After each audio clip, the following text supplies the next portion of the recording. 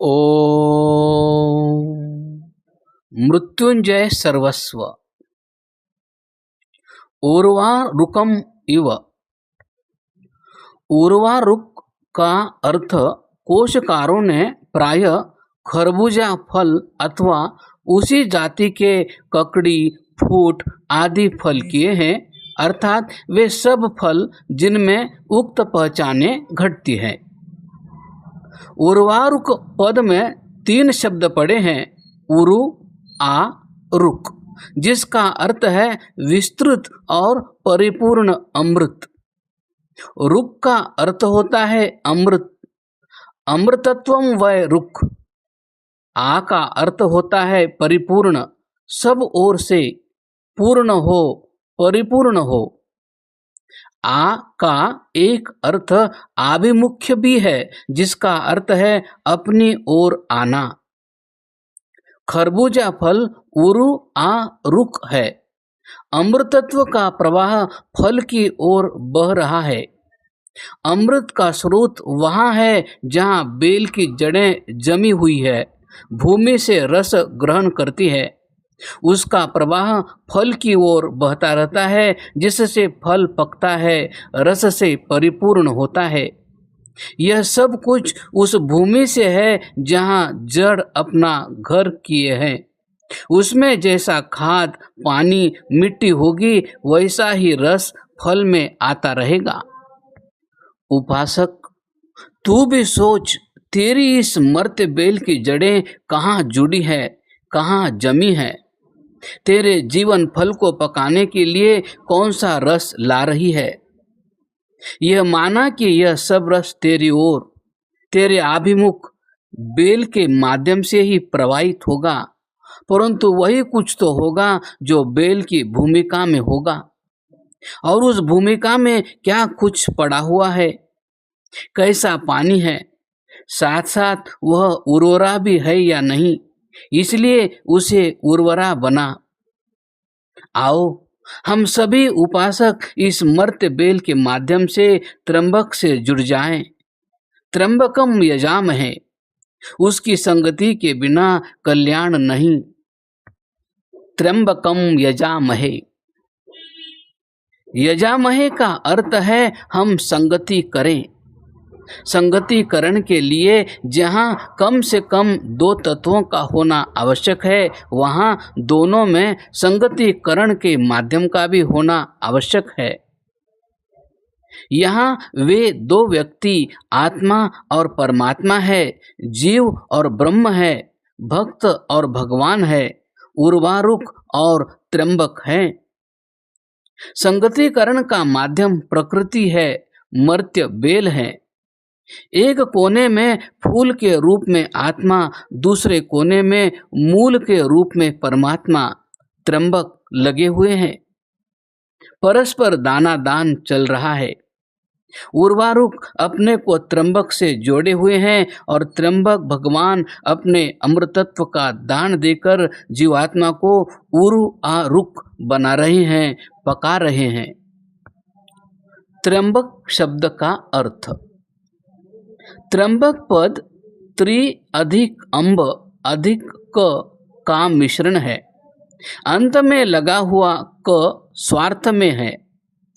त्रि का अर्थ है 3, अम्ब का अर्थ है लोरी। अम्ब का अर्थ समझने के लिए थोड़ा प्रयोग शास्त्र का आश्रय लेना पड़ेगा।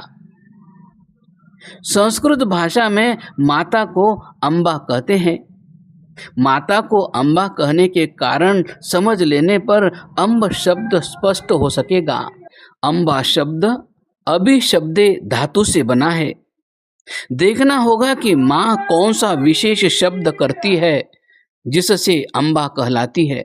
उस शब्द की अभिव्यक्ति संतान के प्रति ही होनी आवश्यक है, क्योंकि माता व अम्बा, माँ व अम्मा संज्ञा की सार्थकता संतान पर आधारित है। इसलिए जब माता वात्सल्य से प्रेरित होकर पुत्र अथवा पुत्री के प्रति जो ध्वनि गुंजाती है, उसका नाम अम्ब है, और उस ध्वनि विशेष को करने के कारण माँ का नाम अम्बा है। लौकिक भाषा में इस ध्वनि को ही लोरी कहते हैं।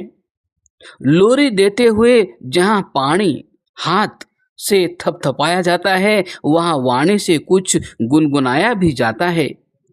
वह गुनगुनाहट सर्वत्र एक रूप ही होती है, अमरूप, उमरूप या ओम रूप। लोरीदाता के मुख से गुनगुनाते हुए जो ध्वनियाँ उठती हैं, वे सहज गिनती में 3 है: ध्वनि का मूल, ध्वनि का मध्य, ध्वनि का अंत। सहज इसलिए कि लोरीदाता को गुनगुनाते हुए अपने ओष्ठों को सर्वथा खोलना और कुछ बंद करना होता है। ये 3 प्रक्रियाएं ही अकार, उकार, मकार रूप संगति को पैदा करती है। शास्त्रकारों ने इसे ही उद्गीत कहा है। उद्गीत में वे 3 ध्वनियां सम्मिलित है जो सार्वभौम और सार्वत्रिक हैं। नवजात शिशु को इन भाषा भेदों का परिज्ञान कहाँ? वह इन विवादों से दूर है, ऊपर है। इसलिए सार्वभौम और सार्वजनिक भाषा को समझता है और इस ध्वनि के कान में पड़ते ही चुप हो जाता है।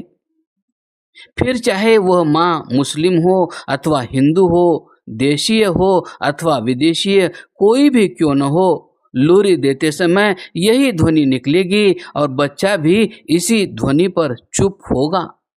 जहाँ अम या ओम या ओम कहा कि बच्चा चुप हो गया। इस प्रक्रिया से यही तो होता है कि किसी एक न एक स्वर पर अनुस्वार रखकर गुनगुनाने लगना।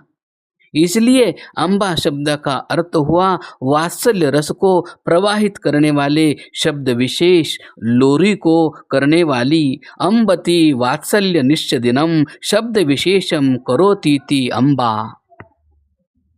और माँ के मुख से लालन स्वापन सुलाने के लिए वात्सल्य रस को प्रवाहित करने वाले शब्द विशेष का नाम हुआ अम्ब।